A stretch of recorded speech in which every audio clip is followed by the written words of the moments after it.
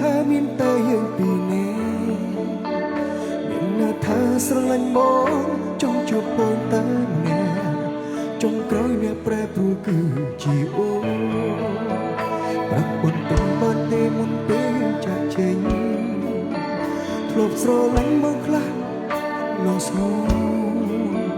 គ្រាន់ចង់សួរលើកចុងក្រោយឆ្លើយពីបេះដូងព្រោះពេលស្នេហ៍នេះដូចជាអស់ភ្លើង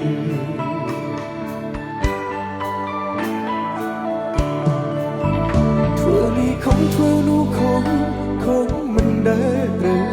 ព្រោះจะពើលេឃើញបងអូនដូចមុនទៅណាក៏លេសាប់បើមានតែពីធ្វើធុញអូនថាធុញលែងចង់ណាអូយមិនណាក៏បែកពីមិនណាក៏បែក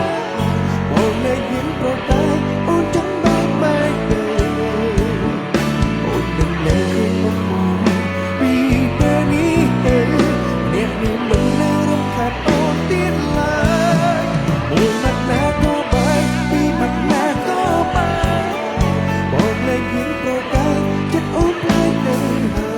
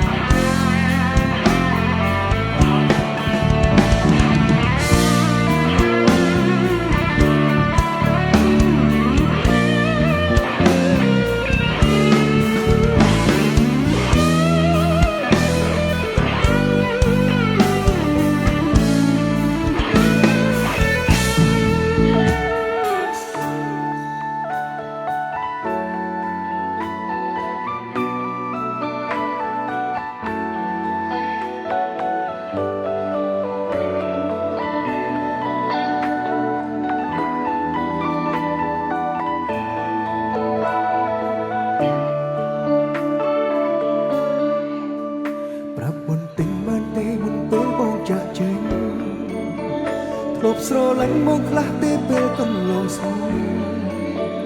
គ្រាន់ចង់សួរលើកចុងក្រោយឆ្លើយពីបេះដូងព្រោះពេលស្នេហ៍នេះដូចជា